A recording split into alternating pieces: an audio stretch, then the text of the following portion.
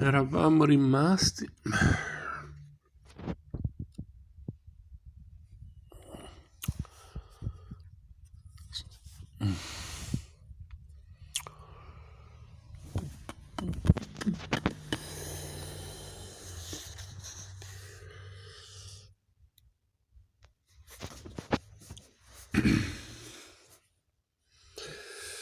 la lettera venne solennemente letta nella cattedrale di Tournai e gli araldi la ripetevano a gran voce a ogni angolo di strada.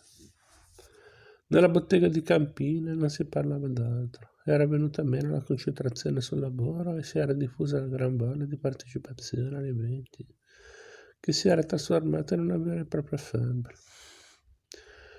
Il cuore di Enguerrand era in tumulto. Alla sera, dopo il lavoro, il giovane discuteva animatamente con i suoi amici sulla vergogna del trattato di Troyes, sull'onta della diseredazione,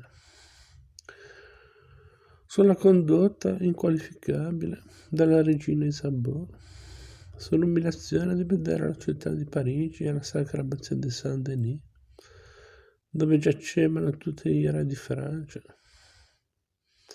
occupate dalla marmaglia straniera, e si dichiarava sinceramente impressionato dai recenti avvenimenti che stavano cambiando il corso della storia.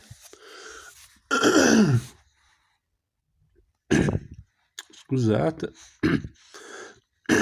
c'è un po' di rante in gola.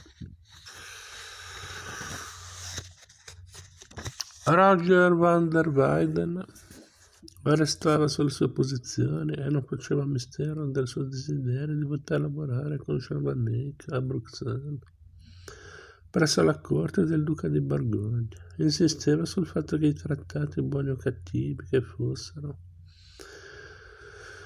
vanno comunque rispettati, e qui sfoggiava la citazione latina secondo cui pacta sunt servanda.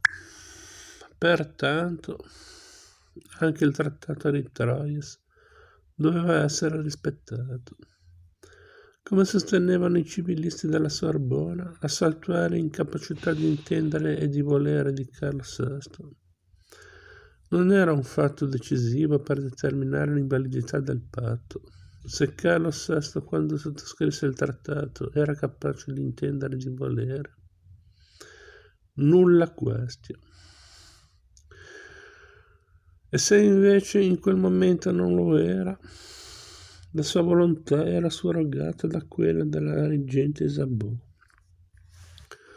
che doveva considerarsi a tutti gli effetti suo legittimo tutore e che nella pienezza dei suoi poteri aveva firmato il trattato. Gli altri amici non erano d'accordo. Un tutore, per quanto legittimo, evadano al diavolo i civilisti della Sorbona.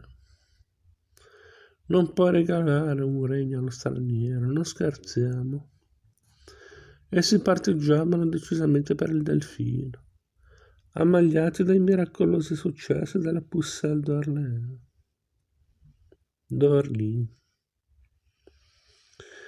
Molti non seppero resistere al suo appello. Enguerrand, Barthélemy Dijk e Jean Fouché si fecero coraggio e chiesero al maestro di potersi concedere per partecipare allo storico evento del Sacre. Gli chiesero il permesso di andare a battersi per il ciglio, di combattere accanto a questo angelo inviato dal cielo per salvare la Francia. Il maestro avrebbe voluto riavere i suoi 20 anni per unirsi a loro, con il presentimento che non li avrebbe più rivisti, pur sapendo anzi che avrebbe perduto per sempre i suoi allievi prediletti, accolse la loro richiesta. Al momento del congedo li abbracciò e regalò loro dei soldi, del pane per il viaggio e dei colori preziosi. Diede loro anche una lettera di presentazione per René Danchou, che ben conosceva come amante delle arti, come poeta e pittore lui stesso. Capitolo 8. Le sacre di Carlo VII. L'11 luglio Carlo scrisse agli abitanti di Reims per annunciare la sua venuta, afin di prendere et savoir, selon la bonne coutume de nos prédécesseurs, notre sacre et notre cornement, al fine di prendere e ricevere secondo la tradizione dei nostri predecessori la nostra consacrazione e la nostra incoronazione. Non ebbe risposta, il silenzio era inquietante e gravido di pericoli, perché Reims era un baluardo pressoché inespugnabile del sistema difensivo anglo-borgognone e si trovava nel cuore del territorio nemico. Il Delfino era molto preoccupato, anche perché il suo esercito non sarebbe mai stato in grado di assediare a lungo o di sfondare le mura poderose della città, non avendo né materiale d'assedio né artiglieria. La Pucelle era invece tranquillo e radioso. Ancora una volta rassicurò il Delfino. Non dubitate, gli abitanti della città si recheranno da voi in segno di obbedienza, prima ancora che voi arriviate alle porte della città. Avanzate pure con ardimento e non abbiate timore, poiché se voi avanzerete con virile coraggio, tutto il regno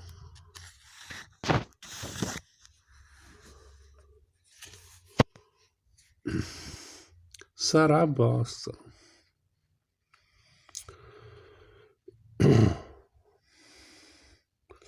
Carlo si era fermato a un castello non lontano da Reims. Alcuni francesi rinnegati scapparono e tra questi il vescovo Pierre Cauchon, commissario generale degli inglesi per la Champagne, che poi ebbe il compito di presiedere la commissione infame che condannò Giovanna d'Arco alla rogo. Ma una delegazione ufficiale della città venne al castello e fece atto formale di ammenda e di sottomissione, proprio come la Pucelle aveva predetto. Carlo, con spirito magnanimo,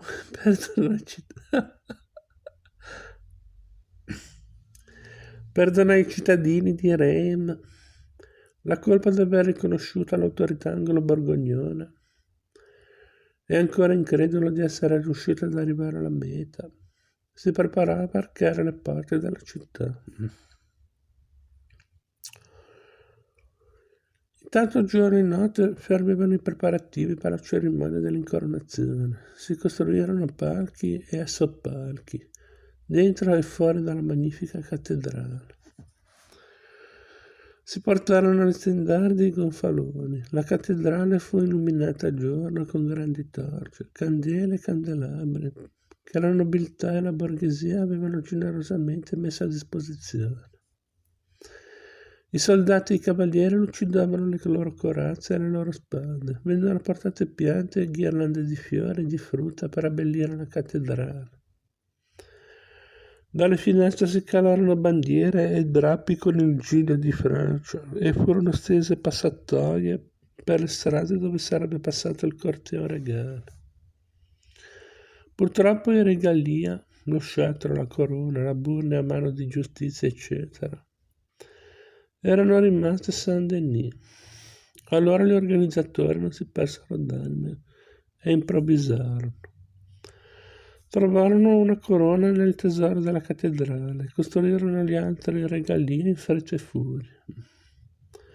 Per fortuna la Santa Ampoule, contenente l'olio sacro, si trovava nell'abbazia di Saint-Rémy, dall'altra parte della città. L'olio sacro sarebbe stato portato dagli angeli al tempo del battesimo di Clodoveo e anche solo una goccia di quell'olio era considerato indispensabile per l'unzione. 4 cavalieri, cosiddetti custodi della Santa Ampolla, secondo la tradizione dovevano andare a Saint-Rémy per prenderne possesso. I cavalieri onorati di questo compito furono Guy de Reis, al quale per riconoscenza Carlo conferì il diritto di portare il giglio sul bordo delle sue armi. L'ammiraglio de Coulat, il signore di Graville, gran maestro dei balestrieri, e il maresciallo de Busac.